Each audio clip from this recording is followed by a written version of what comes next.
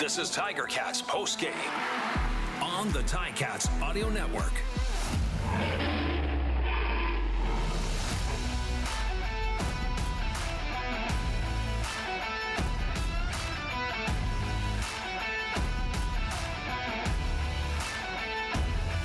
Well, it appears that any rumors of the Ticats' demise have been greatly exaggerated. They got back on track with a 27-10 win over the Montreal Alouettes.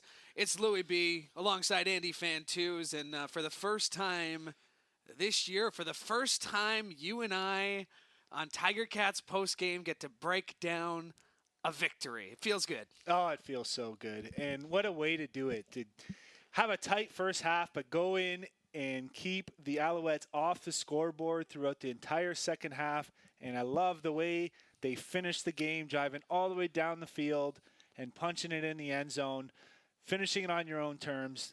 That's the kind of football I like to see. And unlike the first two games where, we didn't have a lot of positives to take away, there weren't a lot of good that we could take away from the first two games. There's a lot here that we can kind of break down, and we will do it here on Tiger Cats Postgame. Of course, we're going to be joined by the head coach of the Ticats, Coach Steinauer. We're going to be joined by Dane Evans, who had himself an effective game. 183 yards, 2 touchdowns, great performance from him.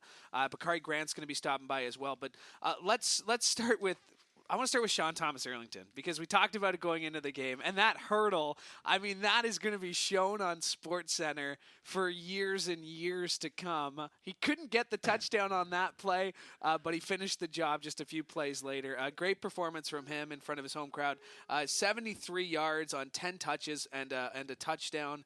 A great performance in his hometown. Oh, that was an unbelievably athletic play. He was running to the left. He kind of took one step upfield and just hurdled the defensive player without even getting touched at all. And like you said, in front of his fans, you could hear the STE chants through the TV monitor. It was a good way to finish the game, and pretty strong effort throughout. He couldn't really find his groove in the first half, but overall, great finish and solid play by the offensive line. So yeah, we'll get into that more later, though. Absolutely, and I'm sure people are going to look at this and okay, well, Dane Evans was sacked 6 times. Well, the running game didn't get going until late, but it doesn't matter. The running game got going, and the offensive line they clicked. And outside of Jordan Murray took a holding penalty. John Yarborough took a holding penalty that again I'm sure they'll hear about with Coach Mike Gibson and in the film room. They'll review it. They'll get better. But I think for 5 guys on an offensive line who hadn't played together in a game, I thought they did a pretty good job. They got Dane Evans some time, and again, the sacks are going to come up, but the Ticats were efficient, they were effective, and they got the win. Certainly a big improvement on the first 2 weeks of the season, and I don't really hate those sacks that much. Coach Sal broke it down and said there was a couple technique mistakes in the first half, and then just some guys getting beat one-on-one, but at the end of the day, as far as Dave Evans' perspective, I like how he knows the defense is playing that strong. He knows the special teams is getting the job done. I like how he's not forcing the ball into a potential turnover, and just letting his team win the game, play the game to win, and not forcing anything. And really trusting his offense. Trusting the guys and trusting himself, like you said. He's not forcing. Even if he knows that, all right, I might lose 5, 6, 7 yards here, I'm confident in my ability to get those yards back. And we talked about it on Tiger Cats pregame that this isn't an average backup. This isn't your backup quarterback. This is Dane Evans. This is a starter. This is QB1B, QB1A, however you want to put it in. But he made a strong case that even when Jeremiah Masoli is healthy, I still think Dane Evans, I think you got to go with the hot hand when it comes. And there's going to be a lot of time. There's going to be a lot of tape to review. And you'd hate to see a guy lose his starting job because of an injury. But I think Dane Evans made a strong case as to why he should start Labor Day against the Argos here at Tim Hortons Field. Well, he certainly did, and that seems to go without saying, because you saw things this game that we weren't seeing in week 1 and 2. There were multiple passes all over the football field, short, medium, long. Some of it could be the offensive scheme, but there were throws out there, and he was accurate, and he was efficient, like you said, and there's a couple amazing throws, like the touchdown to Dunbar Jr. was just pinpoint perfect, and it was a great catch, but it was just tight coverage, but there were some throws he missed too. I mean, we saw that a couple that he knew he wanted to get back. He could have probably had Speedy B for an 80-yard touchdown. Just didn't kind of put it on a line instead of giving it some air, and there were a few other ones just for first downs that he missed along the way. But overall, just very effective game and a good win. And I think my favorite part about the whole thing was just watching these guys, like, how much fun are they having? Yeah, it's such a different atmosphere than it was 2 weeks ago, and that's exactly what the Hamilton Tiger Cats needed at this point in the season. A scary moment early on after a great return from Frankie Williams. He comes up a little bit slow, and you and I both looked at each other like, okay. And then we see Speedy B out there returning kicks, and then we're looking at each other like, okay. But Frankie Williams, I mean, not enough can be said about this guy, and I try to get it out of the coaches almost every time he has a game like this, that he wants to be out there for every single down. He wants to play, and he was solid on every aspect they asked him to be here tonight. Oh, he sure was. He just kept showing up all over the field. He, 184 return yards, a tackle, a pass deflection, and then, of course, the interception with a 39-yard return, almost making it into the end zone. Just all over the football field. But that return you're speaking of was a little bit strange. It was like he didn't really – I don't know if he saw that guy coming or not, but he was running up the sideline, and he gave them the hammer, rained down on the ball, and did a great job of holding on. But the way he kind of went down almost looked like a horse collar tackle type thing, where it could be a hamstring or something going on there. But anyway, came up a little bit limping, but ended up getting back out there. So it was scary, but glad to see him get back in there. To that point, I mean, we talked about it going into it that, I mean, ball protection was going to be so key on this. So here you got Frankie Williams, who's got nothing but green field ahead of him, and still is somehow holding on to that ball for dear life, and to the point where, that tackle was made on the ball, but Frankie did a great play. I've got a question for my friend Andy Fantuz here. You got a chance to ask Andy anything using Twitter or Instagram. Shoot us a message and include the hashtag AAA, and Andy will answer your questions tonight here on Tiger Cats Postgame. Of course, streaming live and only at ticats.ca and the Ticats All Access app. Stephen Dunbar Jr., first career CFL start. And they used him early. They got to him early. They were getting him going, and he just shy of 100 yards, 95 yards he finished the game with. But really, a great performance from a guy who's got no CFL experience coming into tonight. He was all over the field. I liked how Tommy Condell was moving him around and getting him in different positions to have a mismatch, and to see somebody catching curls, digs, go routes, all in the same game in his first game. Very, very impressive. A couple of his catches were kind of behind his body as he's coming across the field, so fully turning around and catching the ball. That touchdown catch was an amazing job. Like he kind of got pushed to the sideline a little bit, and we were both talking to each other. He just straightened up vertically enough to give Dane Evans a 1-yard window to throw, which he did. He put it exactly into the bucket, and he just had that little bit of separation, caught it over the shoulder, right on the goal, like right on the sideline in the end zone. And physical player, I like what I saw. What a nice addition to this Tiger Cat offense. And again, the Ticats are going to get DeVere Posey back at some point. The Ticats are going to get Braylon Addison back at some point. So, I mean, really, when you look at guys like Tim White, guys like Stephen Dunbar Jr., I mean, these are guys who are trying to make their case to stay in the lineup. These are guys who want to say, like, hey, they want to play so well that it's going to make it a really tough decision for Coach O and for Tommy Condell and Jared Baines on what they're going to do. And that was kind of what we talked about going into the season. We looked at the receivers and we thought this is going to be a position of strength for the Ticats. First 2 games aside, it still is. And, they're going to get Braylon Addison back. They're going to get Devere Posey back. And, of course, Stephen Dunbar making a case as to why he should be in the lineup as well. All right, time to get to exclusive access to the locker room. Time to check in with Coach O, presented by Access Storage. Coach O, just like you drew it up, eh? Hey, we're just trying to win, buddy. Absolutely. Well, however, I would have answered that with a yes, no matter how. But proud of the guys today. Coach, it's one of my favorite things as an offensive player to be able to go down the field at the end of the game and put the nail in the coffin or finish the game out on offense. How satisfying was that for your offensive line to have that confidence and get it done at the end like that? Yeah, it's always a good thing when you can close out a ball game. It's something that we emphasize, but it's something that's hard to practice, right? You don't practice in pads, and that's a physical thing. And so very proud of them. And, the ball security was a lot better, obviously, tonight. And so just proud of the whole football team, but it is nice when you can close it out and take a knee. Coach, on the other side of the ball defensively, it seemed like there was no room for the Montreal Alouettes to get any running game going, which must have been a huge focus for you guys. And then the defensive secondary making all kinds of pass knockdowns downfield. Again, total team win, but you must talk a little bit about your defense of performance. Yeah, I mean, you got to make plays. Not everything's going to be perfect.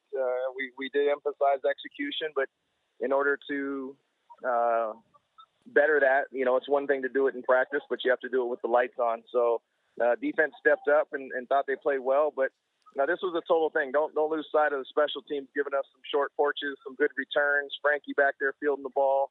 Unger was back there. Speedy caught the ball. Nice kickoff return to open the game. So this was 3 phases that I'm proud of. You mentioned Frankie Williams there. He had 84 yards on kickoff returns, 100 yards for punt returns. You mentioned it, really setting the table for your offense. I think you can probably track at least 17 points that he helped you get with this field position. Is there enough to be said about what Frankie Williams means to this team right now? Well, I mean, everybody means something to this team right now. Frankie Williams had a great day today, and that's expected. That's what he's shown before, and he'd be the first person to tell you it. So everybody means something to this team right now. That was a team win. Frankie stood out today, and I'm proud of him. It'll be somebody else's turn another time. And I just got to ask, I think that was the first time I've seen Coach Tommy calling the game from the sidelines. Can you tell us a little bit about the decision on that one? Just something we decided to do. That's all. All right. Change it up. Just a decision. Great team win, complimentary football. Yeah. Congratulations, yes. Coach. Lots to build on. I hope you guys enjoyed it too. Thanks. That is Coach O, and that was presented by Access Storage. In just a few moments, we'll be joined by Dane Evans, and yeah, that was a typical Coach O post-game scrum, and he never gets too high, and it's funny. We talked about it going into this game, just authentic, and he's gonna let you know when they do a great job. He's gonna say the right things when he needs to, but yeah, a great team win, and everybody really. I mean, and that's not even hyperbole to say everybody contributed, because really across the board, Eddie Wilson II. Not a name that was popping up a lot on the broadcast, but you look at what he did, 6 tackles, 2 tackles for loss. Julian Househair with a big sack in a position he's not used to playing, on that weak side defensive end spot. Special teams, Michael Domagala. Yeah, he missed a couple of kicks, but how about that great tackle he made after he missed the field goal? And a great team win in every sense of the word. Yeah, the list goes on. Keontae Evans, a couple massive pass deflections downfield in crucial times. And the defense as a whole, I don't know if I've ever seen as many second and medium to second and shorts being stuffed in one single game. Must have been 7 or 8 second and threes or less that the defense was able to get them off the field and force a punt. All right, now we go to the locker room and connect with Dane Evans. This exclusive post-game interview presented by Access Storage. And Dane, it's always fun to win football games, isn't it? Heck yeah, you can say that twice, Louie. I mean, that's what we try to do in this business. So I'm happy with it, whatever it takes, man. Hey Dane, it's always fun to win football games, isn't it? Oh, yeah, there you go. I was like, wait, what? No, it's Andy here. Yeah, it was great to see you guys smiling on the sideline. Sean Thomas Erlington with the hurdle at the end, and oh man, just a great finish to a great football game. And tell us a little bit about Stephen Dunbar Jr. here, getting in there on the first half, just all over the field. Oh man, first of all, Andy, what's up, man? Glad to have you on the team here again. And man, Dunbar is a beast, man. I think I might be one of the few guys that kind of knew this was going to happen only because we played against each other back in college. You know, he played at Houston and I was at Tulsa, and there's a little bit of a rivalry there. They smacked us every time, but I can just remember back to college, you know, he was doing that on the regular. So I'm just so excited for him, so happy for him. He's one of the guys that, you know, he stays after every practice, whether he had a good or a bad practice, and he's getting extra reps in. And you saw that today. So it can only go up for him, and I'm super excited for him. Yeah, I love to hear that, and he just went up another notch in my books after you said that. You made a couple just incredible throws today, including that touchdown to Stephen Dunbar Jr. because he didn't really have a lot of space over there, but he just got vertical enough to give you a couple yards to throw it. And but at the same time, on the flip side, I saw you kind of angry at yourself for missing a few potential big ones. Tell us a little bit about, you know, your early review of yourself throughout that game. Yeah, no doubt. Thank you. No doubt. I mean, obviously I haven't watched the film, you know, but just these guys work so hard, man. Everybody, O-line, running backs, receivers are running, you know, to get open and score touchdowns and make big plays for us. So anytime I miss one with that, I feel like I could have, you know, made the throw, and which is every throw. I feel like I can make every throw. You know, I just want those guys, you know, to be rewarded for their hard work, you know. And Andy can tell you, you know, as a receiver, you're busting it, running around every play. Sometimes you're blocking, sometimes you're in pass pro. So when you finally get open and the quarterback misses you, I mean, I try never to let that happen for those guys because they're working as hard as they can. And, you know, I always tell them I have the easy job. I'm just sitting back there throwing it. So I'm trying to reward them for their hard work. I noticed Montredick Hunter got in your face there a little bit before you threw that touchdown to Nikola Kalinic. Yeah. Can you share what was said or what you tried to say to him afterwards? I noticed you went for the fist bump. Yeah, I definitely can't say what was said. I mean, I'll get some beeps on the radio, but me and Money have known each other since high school. Strangely enough, he played at Prosper, Texas, and I obviously played at Sanger, and we were in the same district for 2 years. So it's just cool. I mean, it's a couple guys that's known each other for a long time, just uber competitive guys, you know, just a little friendly gamesmanship. And like you said, we fist bumped at the end. We're professionals.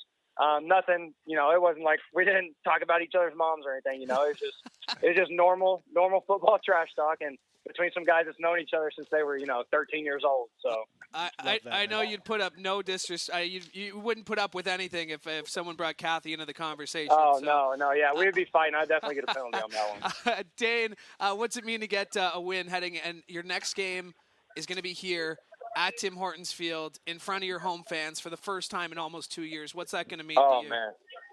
Well, first of all, you know, to get a win in pro football is hard anyway, so every win is a huge win. And then we all know what Labor Day is about around here. You know, I've been around long enough to know what it's about. It's a big game. Like, don't make any qualms about it. We know that. We know Toronto's going to be juiced up for it, especially with what, you know, happened with them this week. So this is big for us. We know we're going to get everybody's best shot, and I don't expect anything less from Toronto. I expect to get their best shot, and we're going to give them our best shot too. Dan, appreciate the time. We'll see you back here in Hamilton. Yep, thank you. Appreciate you guys. Nice talking to you. Yeah, you too. There he is, Dane Evans, the quarterback of the Hamilton Tiger Cats. A solid performance from him. You know, a pretty error-free football, and I think, you know, with your quarterback, that's about all you can ask when you put him out there, and you know, he's going to build confidence. We kind of mentioned it. He had mentioned it after Saskatchewan, you know, when he got into that game that he hadn't really had those reps once they named Jeremiah Masoli the starter, he wasn't really getting those first team reps. So great to see him have a solid performance, and he can use this and continue to build. We're going to name our performer of the game in just a little bit, but let's go back to our CarStar keys to victory, because the Hamilton Tiger Cats, they must have been listening. They must have had Tiger Cats pregame on in the locker room, because when it comes to keys to victory, they seem to hit all three. Let's recap them. Keys to victory, number one, when you put it out there, you wanted them to contain the running game, and boy, did they ever. I was even impressed with that one. That's definitely a 2 thumbs up. They ended up with 70 rushing yards throughout the whole game, and that's including some garbage yards at the end. So big win. Stuffing the Alouettes all over the field. All the holes were plugged. Vernon Adams escaped for a couple big ones, and that's just going to be next to impossible to stop. So to get that, William Stanback a long of 9 yards. I mean, come on. I don't know if that's ever happened in his career. So huge win on the number one. Not just that. The key to the game. Yeah, Sorry. Contain William Stanback. Contain the running game. You mentioned not just Stanback, but Vernon Adams Jr., 5 runs for 28 yards. Again, someone who we've seen take off. And you mentioned that under 4 yards per carry for Stanback. And when you stop him early, which they did, and you brought this up earlier on in the show, those 2nd and 3s, every time you and I kept looking at each other, those 2nd and 3s, there was a 2nd and 1 where they knocked Stanback back 2 yards, and it wasn't even a decision. They forced Montreal to punt it. A really good performance from that Ticats. Again, a defensive line that hadn't played together as a group. Like I said, Julian House there on the weak side, still no Dylan Wynn. Just that might be the scariest thing, is that they did that without Jagarrett Davis. They did that without Dylan Wynn. What happens when those guys are back and this Ticats defense is clicking like it did tonight? Well, first of all, the scheme was incredible to plug all the holes across the board and have the outside contained pressure. But I love the philosophy by Mark Washington and Orlando Steinauer. They started the game off with their 4-down linemen on first down, and when in passing situation, going to 3-down linemen. But as the defense got some success and Montreal started passing more on first down, it was kind of the opposite. They were doing a 3-down lineman on first down and making sure they had enough. They had 9 people in the linebackers in the 2nd and 3rd level, and then on those 2nd and 3s, that's when they brought the big boys back in. And there was no option to run now, because these guys are fresh. They're plugging it up. There's no room at all. So you're forcing Vernon Adams to have some throws, and he missed some short ones. So just incredible scheme and execution by that defensive front 7. So CarStar key to victory number 1. I think you and I are both in agreement here that it will be an A+. Like I don't think we've given out an A+ on the keys to victory, but I think this one deserves it. An A+ for the Ticats. Yeah, we weren't sure what to call it on the first 2 games. It was sort of just thumbs down or X or whatever. We're not those kind of teachers who gives out Fs, but we'll give out some A+ here. All right, so that's number 1, A+ for that. CarStar key to victory number 2. Take some shots downfield. Another big thumbs up for me. Dane Evans' first drive hits the long touchdown down the sideline, but even the intermediate throws. When I say downfield, I'm kind of talking anything 14, 15 yards and further. So maybe not those curls or those short, the quick digs from the interior receivers, but if you get an outside receiver running a dig and it's sort of a second progression, they hit a seam pass to Tim White, took a couple shots down to Speedy, and I'm going to give it a big thumbs up, because they forced the linebackers to drop deeper than in the past couple games, and that allowed those intermediate throws, stretching the defense both horizontally and vertically, which was the key to victory. number 2, and big thumbs up. And that's what I think we would have gone back to the A+ if maybe that first play of the fourth quarter. Dane's going to be waking up in the middle of the night tonight thinking about that one. And again, credit to him and credit to Speedy. They didn't let themselves get down on it. They went back out there. They finished out a great drive. But, great performance. And, again, that 30-yard touchdown pass to Dunbar. You mentioned that 37-yard bomb to Tim White. And those little, like you said, those 15, 14-yard, continuing the play, getting the ball downfield, getting to the other side, because I thought the field position game was huge for the Ticats, and I think that played a big part into it, as well as the return game. But I agree. Thumbs up for key to victory number 2. And let's get to Carstar key to victory number 3. This one I'm excited about because it took 3 games, but... Drum roll. Win the turnover battle. And big 1-0 in the turnovers, but that is an A+ for 2 reasons. One is you won the turnover battle. And number 2 is we didn't turn the ball over. The Tiger Cats took care of the football. No fumbles, no interceptions, no turnovers on downs, no special teams turnovers. Excellent, excellent job. And that, we can wash away the first 2 games, go from here, move forward.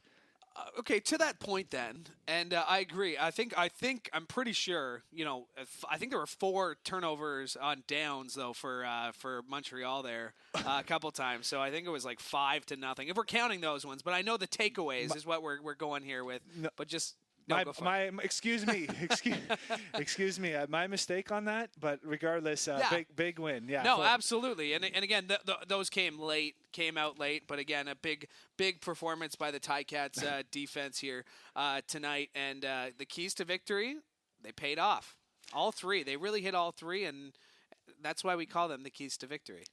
Well, I think in the first 2 weeks we were 0 for 3, and it showed on the scoreboard, and now we're 3 for 3. But besides that, it's not rocket science to make these keys to victory.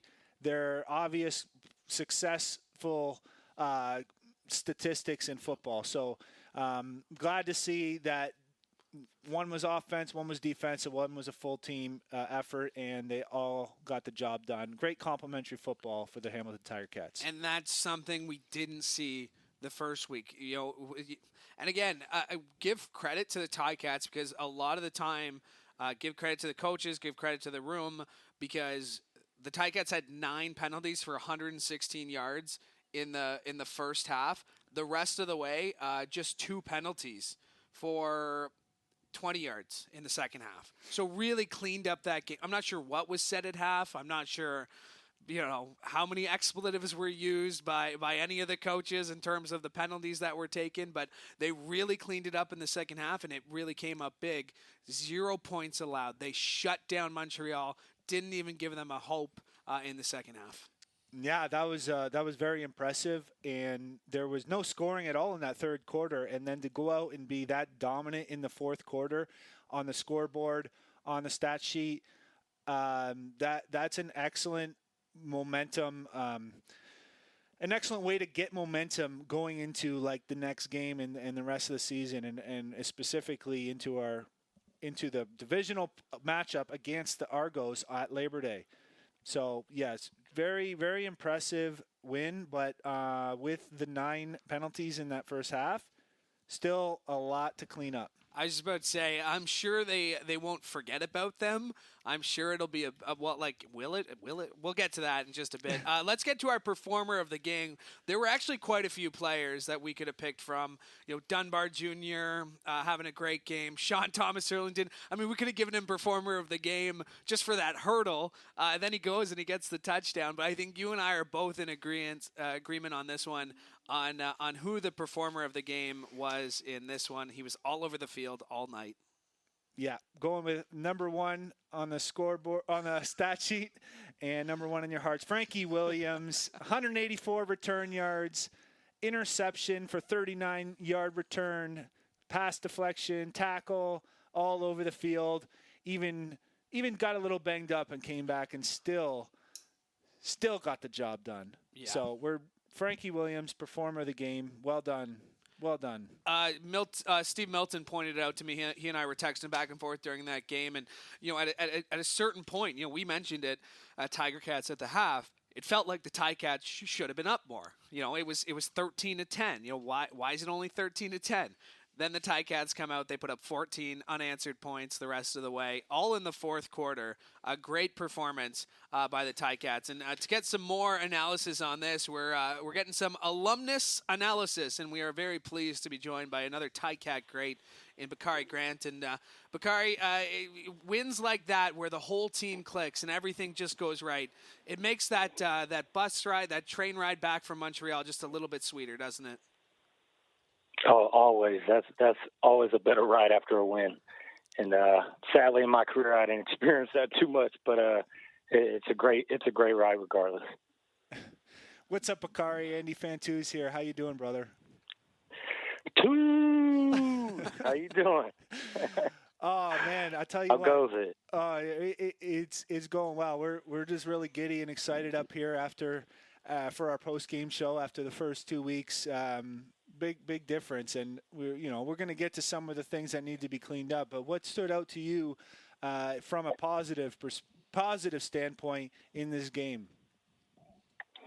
Positives. Obviously, you had a couple guys come up big time for the Ticats. On defense, you had Ciante played. I think he played a monster game today. I think the defensive line's probably, if you look at that on film, you're going to see some great things that they did to kind of stunt the run a little bit. And then on special teams, Frankie Williams, tearing it up, started out to get us some points on the board. And, on offense, you had Stephen Dunbar come in and, like Guy said before the game, not too many people knew who he was. And he definitely made a name for himself and would look to continue to grow on that. So definitely some exciting things going on with the Ticats right now. You've been in that position, Bakari. You've been asked to come into a game, that first CFL game, this waggle, all these little things that make the CFL so unique. To have a performance like that in his first game, what did you see from him, and how can he build on such a solid debut? Well, I think there's a couple things that I saw, obviously from the TV copy here, but I think Tommy Condell put him in a position where he didn't ask him to do too many things outside of what he would have normally done on a down south football field. You saw he was lined up on the line. He went straight up on guys. He ran dig routes, curl routes. Tommy does a really good job about moving guys to take advantage of their skill sets, and I think that's what he's done here. And for guys like Steven, continue to develop. Look at some of the older guys in the league who are taking advantage of the waggle, taking advantage of some of the movement online. I think those things are going to give you a huge advantage as soon as you learn how to use them. And if you could find that balance between veteran experience and that youthfulness and that young body, then you can take some real advantage of the movement that we have here in the CFL. Now, the Tim Hortons Field, the Ticats are getting excited to come back here to Tim Hortons Field for the first time in a couple of years. Labor Day is always a special day, even made more special. I know you have some good Labor Day memories here, don't you, Bakari? I have some amazing Labor Day stories, man. And I can say this to the end, and Andy, you can say it too, but Argo stuck. Never had to put on the other side of that, and some great Labor Day stories, though. I won't make you talk yourself up, but I vividly remember the first game at Tim Hortons Field in the gray jerseys, and someone that both of us know very well on this call got the first touchdown in Tim Hortons Field, and I can remember the celebration, the spreading the arms. Oh, man, yesterday. Yeah. That was so much fun. Man, some great times there, yeah, for sure. So coming into this Labor Day Classic, it will be kind of a new beginning after taking a full season off and having the first home game here at the location of the Grey Cup this year. What are you expecting from against the Argos and in leading into the rest of the season after this bounce back win tonight? Well, I think it speaks a little bit to some of those things, like you said, when guys get back and get to watch the film. Any win, like anybody that's played in the CFL knows, is huge. I mean, I don't care if you win by 3 points or 50 points. It's tough to get a win in the CFL, and they're going to be able to go back and look at film. And I think if they can correct some of the things, get some of that chemistry down, especially amongst the O-linemen, you're going to see them try to take full advantage of the Argos. And the Argos are a veteran group. They brought in a lot of veteran guys who, play well together. But I think if they can build on the momentum of, Dane Evans coming in, using his legs a little bit, extending the pocket a little bit, the defense playing a closeout game, as well as special teams showing up, they could build on those things. I mean, you're going to need all three facets of the game to win. And as much as we joke around, it's always a hard-hitting, fun game to play. And those are the ones we look to play for. Andy, I'm sure you could speak to that a little bit, playing on both sides, West and East, some of the biggest Labor Day Classic games. Oh, I certainly can, and been part of a few classics with you, and also before we played together. But I know you mentioned Tommy Condell and how crafty he is at moving guys around and taking advantage of skill sets. I always enjoyed my conversations with Tommy Condell, especially when we're talking about Bakari Grant and how you're willing to stick your nose into anything, and you can basically put you in any situation to make the play. And getting some of the receivers back who have proven their success, like Braylon Addison and DeVer Posey, how do you see this all fitting in and getting more confidence and maybe not putting so much pressure on a guy like Brandon Banks, who's had a relatively slow start to the season for his standards? Yeah, absolutely. I mean, we all know it's not an isolated game. So, most folks may see it as Brandon not getting a lot of shine, but a lot of times what you'll see is defense lean towards his way, do some double coverage, lean the safety over top of his DB, things like that. So when we get some of those big-time receivers back, it'll start to spread out that defense, and we'll really start to expose some of these players for the talent that they really are. And I'm extremely excited. And even you're going to have young guys like Stephen Dunbar step up throughout the rest of the season. I mean, we got some dominant players at wide receiver. It's going to be crazy to see once everybody gets back on board. It's well said. Former Ticats receiver Bakari Grant, our guest here on Tiger Cats postgame, and just to that point, when everything does click like this, is there something you do at practice? Is there something that we did this last week, it's going to work this week? Like, how do you use this momentum and keep it going throughout the week? Because, the Ticats won't have day one. They might have a day zero, but they won't have day one until, I believe, Wednesday. So some time off to recuperate, get your body right. But how do you use that momentum in a week of practice ahead of a big game? Andy could probably speak to this a little bit, but I will say being around the facility, man, honestly, one of the best kind of off or post-game activities we had a ping pong tournament pretty consistently going on our last couple years together. And I think that time spent with each other helped build that camaraderie. It's been 2 years now almost where guys weren't in the locker room, where they weren't around each other a ton. And sometimes just getting to know guys a little bit extra and that time off, it may not be, on the field running routes or in the weight room, but just getting to know how guys operate, how they think, is a huge part of the game that I think definitely keeps the momentum going after games like this. Well, we've hosted 3 Tiger Cats post games, and I've heard about the ping pong tournaments 3 times. So obviously, a legendary stories there when it comes to ping pong here at Tim Hortons Field. Bakari, it's always great to catch up with you. Looking forward to getting to see you in person at some point this season. Hopefully, thanks for doing this. Bakari, love Absolutely. you, brother. Thanks, and, say hi to the family. You too, Andy. I love you, man. That is Bakari Grant with the alumnus analysis, and We got a couple of questions here for Ask Andy Anything. If you have a question for him, you got a chance. You just use Twitter, Instagram. You can shoot us a message and include the hashtag AAA, and Andy will answer your questions tonight on Ticats Postgame, which is right now, of course, streaming live at ticats.ca and on the Ticats All Access app. And I know I just teased it like that, and then I lost it. But the one, okay, what made the defense? Here's a good one. It's what made the defense click tonight. What clicked tonight that didn't work in Winnipeg and Saskatchewan? Well, I think they had an excellent scheme to contain the passer, to contain Vernon Adams Jr. They didn't allow him to break outside and extend plays and still throw the ball downfield. When he did break away from potential sack, he was forced to just run it up the field, and his long run was only 10 yards.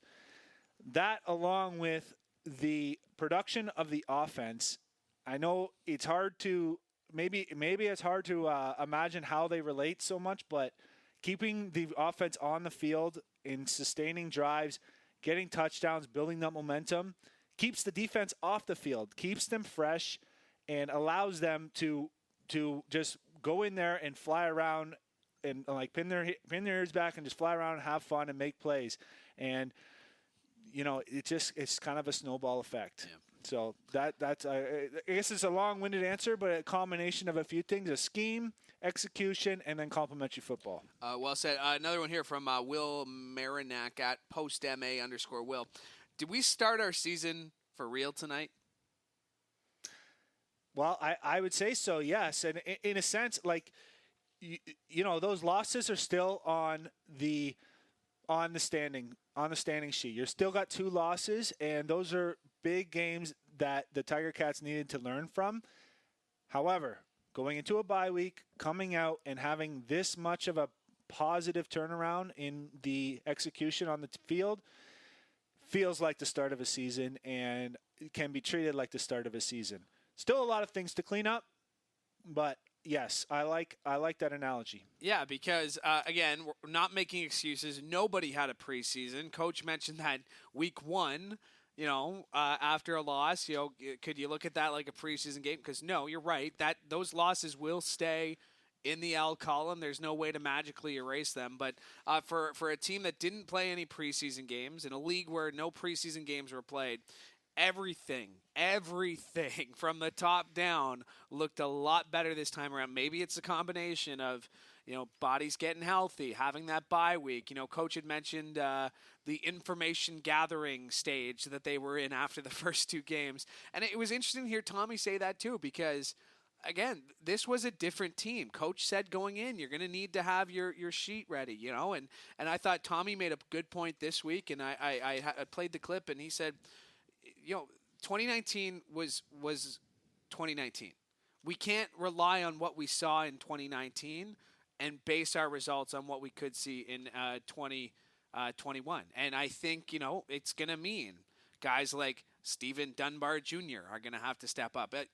Big free agent signing like Ciante Evans, Jovan Santos Knox, those linebackers, they're not getting the sacks I'm sure that they're used to getting. Like Simone is quietly, again, putting together a great season. I believe he's still the leading tackler on the Ticats, but they're going about their business. They're doing their jobs. And, I think this second half of football that we saw tonight was the best 2 quarters of football. That's the Ticats we're used to seeing.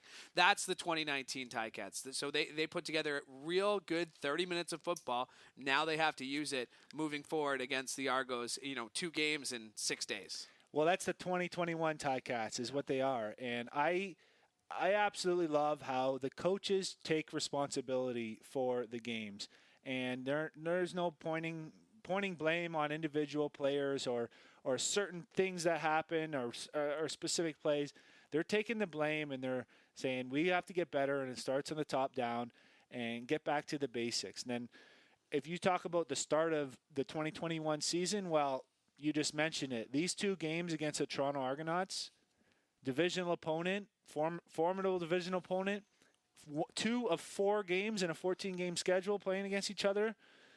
These is where you're going to see who the Ticats are, and this will be the start of the season, these next 2 games. Yeah, and, I think especially getting the win, knowing that the Argos and something you guys talked about, you and Task talked about on Task and Twos this week, kind of a double-edged sword of, okay, they have time to get their body right, but to be away from football that long, the Ticats have a momentum from a big win. Yeah, the Argos are going to come off a big win, but it's a big win that came 2 weeks ago by the time they line up at Tim Hortons Field. More than 2 weeks ago by the time they line up at Tim Hortons Field here on Labor Day.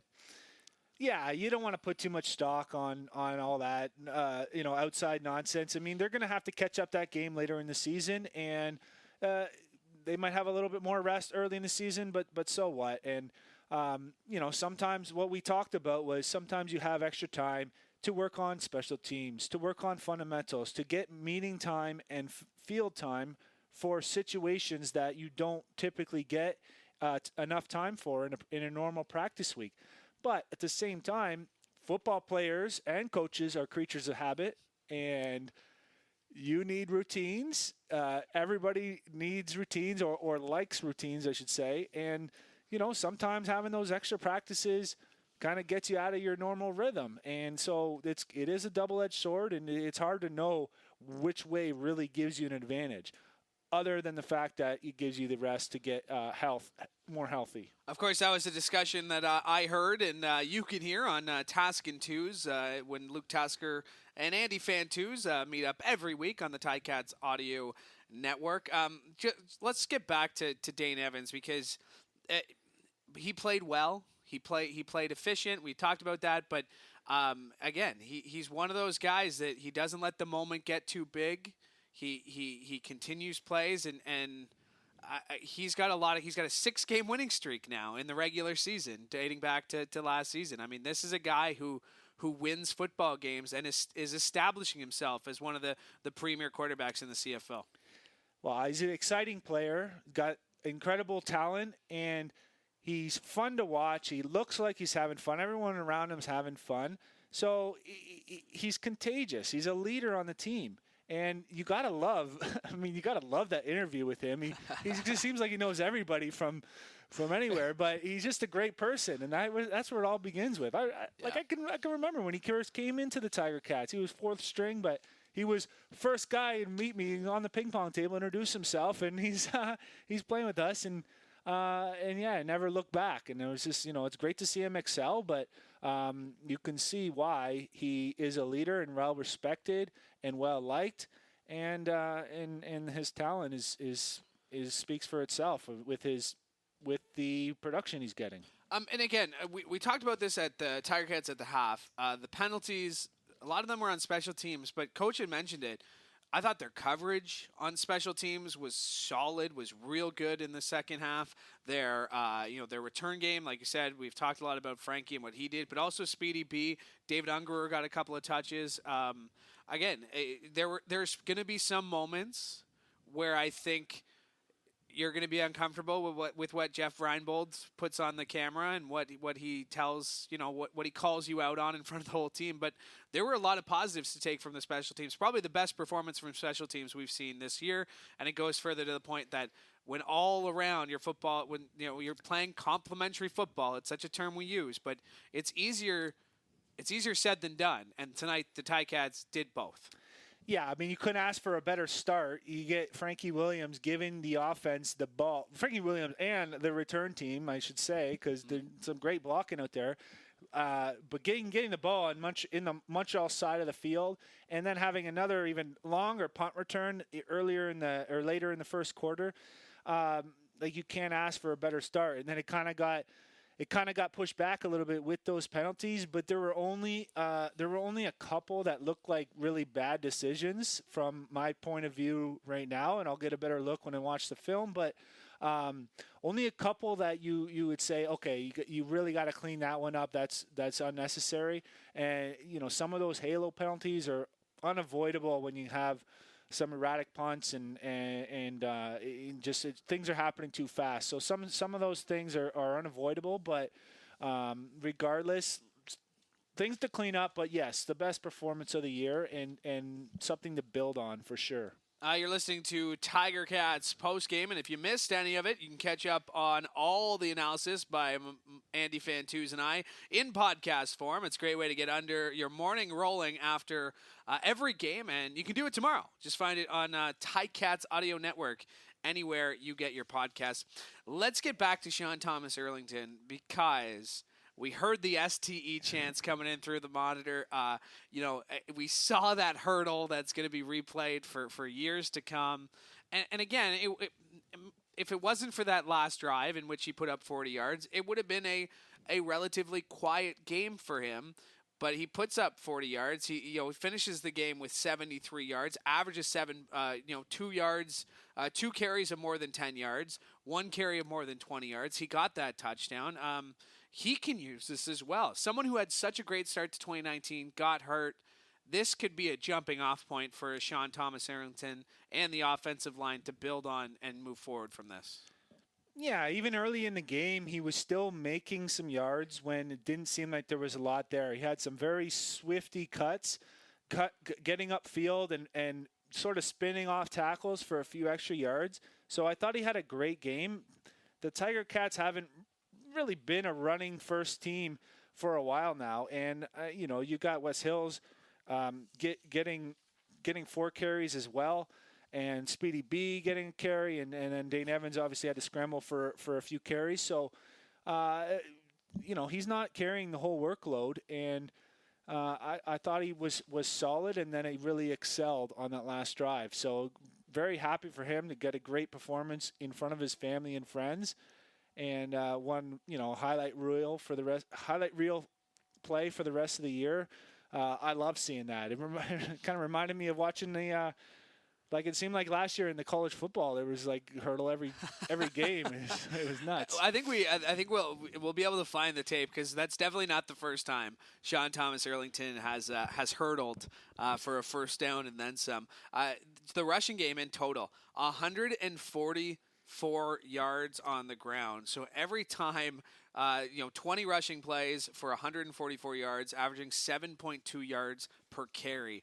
You get 7.2 yards per carry, I mean, you're winning the football game 99% of the time. That was a solid performance. And again, I think it's something that's been said. The offensive line hadn't clicked, but there was something about this team in the second half where, for a minute, for the first time all season, it felt like it did, and the results kind of spoke for themselves.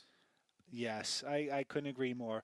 Giving up a few more sacks than you'd want, and sort of an average running game for the first 3 quarters, but getting that job done at the end of the game and really showing your dominance to close out a game and put the dagger in is exactly what you need, is a recipe for success going into the next game and the rest of the season. And to double up the rushing yards, a team total rushing yards on a Montreal Alouettes team that's been outstanding in the running game is incredible. And it's a great testament to the adjustments made by the Tiger Cats during their bye week. The Ticats secondary, we talked about it coming into this game. They got the return of Tunde Adeleke. I believe he was nicked up a little bit. I'm not sure if it was kind of they were up by 17. We didn't need to see him again, and you wanted to get Katsantonis a couple more looks. But we've mentioned Frankie Williams, of course. He had a great game. Seontae Evans, 3 knockdowns. Jamal Roll, 2 knockdowns. And really, good job not getting the penalty. First of all, drawing a face mask on that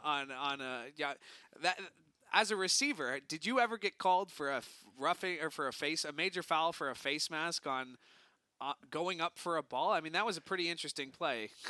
I haven't. No, I think I did get called once when I was trying to do a stiff arm and grab the face mask, but no, that was. And he still made a great play, by the way. That was so funny to watch. I mean, the ball just got in the air and he's already got his hands up complaining, and the receiver had his face mask for a good 4 steps, and like you said, he recovered and still made the pass deflection. He was an unsung hero in this game. Jamal Roll, like you said, the list goes on and on and on. We could just go through the list, through the depth chart, and highlight a player for some point in that game, which is exactly what you want to do as a football team coming out of a win and that complimentary football, because this is going to be, when they're breaking down this film tomorrow or the next day leading into Labor Day, it's going to be a whole different environment in that film room. Yeah, we mentioned the linebackers. Cameron Kelly was all up in, Vernon Adams' face there. Probably could have gotten 2-3 tackles if it was any other quarterback other than Vernon Adams Jr., just because he is so shifty. He is able to get away, but he finished the game with 4 tackles. Simone Lawrence, again, 4 tackles, and then Joe Van Santos Knox, 6 tackles. So from your linebackers, getting those big plays, getting those tackles, 14 total. You mentioned we can keep doing this. We can keep going down the line. Addie Wilson the second, 6 defensive tackles. A real solid defensive performance. And I do want to kind of shift the focus now here, because you got this first win out of the way. That's exciting. But now you get to come home. You get to play at Tim Hortons Field. You've gotten to see, how that you were the home opener in Winnipeg. You were the home opener in Saskatchewan. You were the home opener in Montreal. Now you get to play in front of your own fans for the first time in what feels like forever. What's that mean to these guys, especially the guys who have done it before? What does it mean? It's hard to put into words. It is going to be electric on Labor Day. I can't hardly wait. It's the guys who have been here before know how much this means. They're going to have some legend coming in to talk to them about the Labor Day Classic the day before the game, like the Tiger Cats always do. Scott Mitchell's great at getting that hype going around the team. And then for the new guys, they're going to see the tension and the anticipation building from today all the way to September 6th. And the whole city's going to be buzzing, and especially after a performance like that and a turnaround. Some of these guys haven't played here before, and it's an incredible environment and experience, and I'm sure it's going to be rocking with Tiger Town fans. Yeah, I honestly, there's been a lot of special moments here. There's been a lot of special, Labor Days, a lot of big games. We mentioned that Bakari Grant. Like, I can still pick, like you said, that you can just picture it so easily in the gray jerseys and just kind of throwing his hands up with the celebration. And of course, a great throw from Zach Caleros. And I think the only majors scored in that game, 13-12, the final in that first ever game here at Tim Hortons Field. And I'm really excited for the fans to get to see this team in person, because we see you fans. We see you on Twitter today celebrating. I mean, we heard you after the losses too.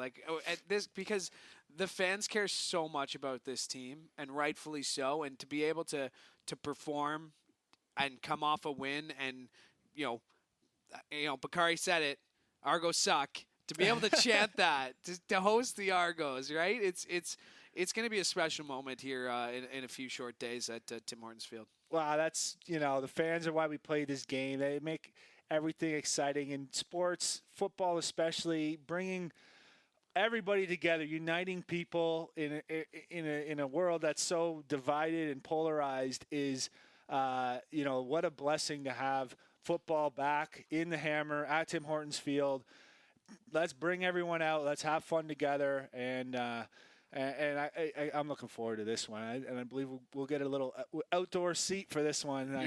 You and I will be broadcasting from the northwest corner. I've been told that I'm allowed to sign autographs, but you're not. So if you want a Louie B autograph, I'll be signing. But I know it's not in your contract to sign autographs. So looking forward to seeing fans here, of course, for Tim Hortons Field. But let's take us into the charter flight home. Take us to the locker room, maybe not tomorrow, but, as guys start making their way back.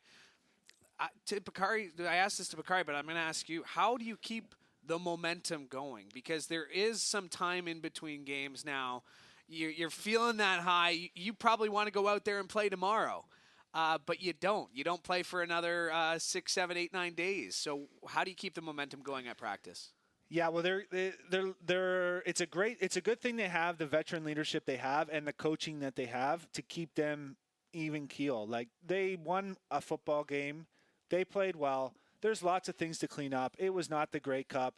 They can't get too high. Things are never as good as they seem. Things are never as bad as they seem. So it's going to be crucial just to enjoy this moment and celebrate with your team. You win and you lose as a team. Use this as a chance to grow closer as a group. Then when you return to work, return back to the stadium, back to the routine. Get into the film room, learn from the Montreal game, break it down, correct your mistakes, figure your stuff out, and then move on, put your game plan together, and just get right back to business. But it'll just be a little bit more fun and exciting to go through that routine, that process. Well, listen, after 3 road games, I can tell you that I am so excited to be broadcasting in front of fans here at Tim Hortons Field on Labor Day. Of course, you can go to ticats.ca. Make sure you secure your tickets. The final score from Montreal, it's the Ticats 27, the Montreal Alouettes 10. Thanks for listening. For Andy Fantuz, I'm Louie B. We'll be back for Tiger Cats pregame presented by Active Green and Ross on Labor Day as the Ticats host the Argos. We can't wait. Thanks so much for tuning in. Andy, you got the final word here. I can't even do it. I was going to say, Argos suck. Perfect. Thanks for tuning in.